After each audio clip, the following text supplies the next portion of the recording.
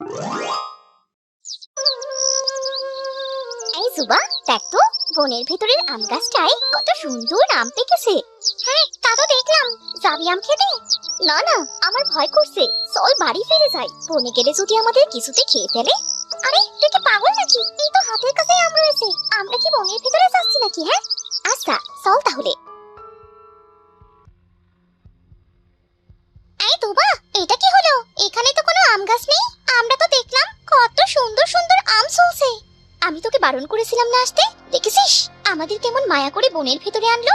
এবার বাড়ি ফিরবো কিভাবে? কিছু হবে না, চল আমরা বেরিয়ে যাই বন থেকে।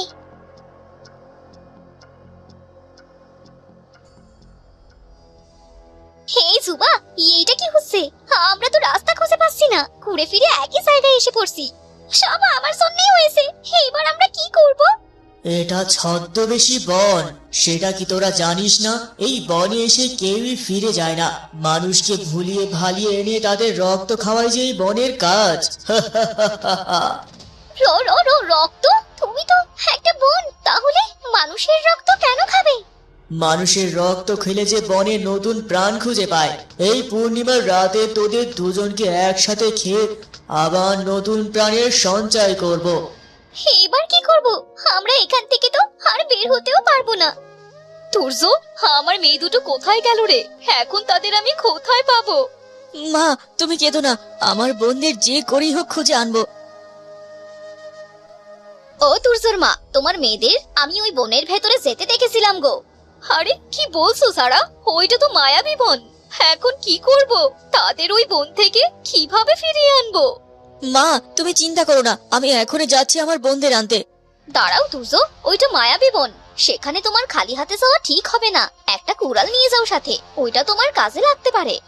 হ্যাঁ কাকি, তুমি তো ঠিকই বলেছো।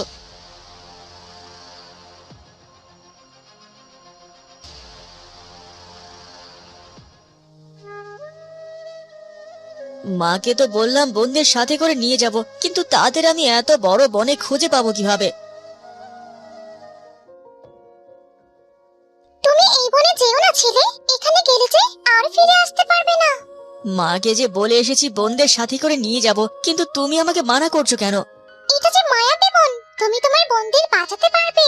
একটা উপায় আছে। আমাকে সাহায্য করো টিয়া, আমি আমার বোনদের বাঁচাতে যাই। এই বনের ভেতরে গিয়ে পূর্ব দিকে একটা ছোট্ট ঘরের উপরে বড় একটা গাছ দেখতে পাবে। সেখানে গিয়ে গাছটা কেটে ঘরটা ভাঙতে পারো যদি, তবেই তুমি তোমার বোনদের বাঁচাতে পারবে। তোমাকে অনেক ধন্যবাদ টিয়া, আমি এখন আসি তাহলে। আচ্ছা, সাবধানে যেও। কোথায় সেই ঘরের ওপরের গাছ? কোথায় খুঁজে পাবো? ওই তো সেই ঘর গাছটা, কিন্তু এতে তো একটা সাপ পাহারা দিচ্ছে। এখন কি করব? যাই হোক, আমাকে ভয় পেলে চলবে না, সাপটাকে কোনো সুযোগ না দিয়ে পেছন থেকে আক্রমণ করব। সাপটা তো মরে গেল, এবার এই ঘর আর গাছটা কাটতে হবে। ভাইয়া, ভাইয়া তুমি এসেছো। আমরা তো ভেবেছিলাম আর কোনোদিন বাড়ি ফিরতে পারবো না। তুমি এখানে আসলে কিভাবে ভাইয়া? এইটা তো মায়াবী বন। ভাইয়া, তুমি আমাদের জন্য এত কষ্ট করলে, যদি তোমার কিছু হয়েছে তো? পাগলি বোনের আমার আমার আবার কি হবে? আমি থাকতে তোদের কিচ্ছু হতে দেব না। চল এবার বাড়ি চল, মা অনেক কান্নাকাটি করছে তোদের জন্য। হ্যাঁ ভাইয়া, চলো বাড়ি ফিরি। তোমা দেখেছিস, বনটা একদম স্বাভাবিক হয়ে গেছে। আর ওই দেখ, আমাদের বাড়ির পথটা দেখা যাচ্ছে। হ্যাঁ রে হ্যাঁ, আগে তো এই পথটাই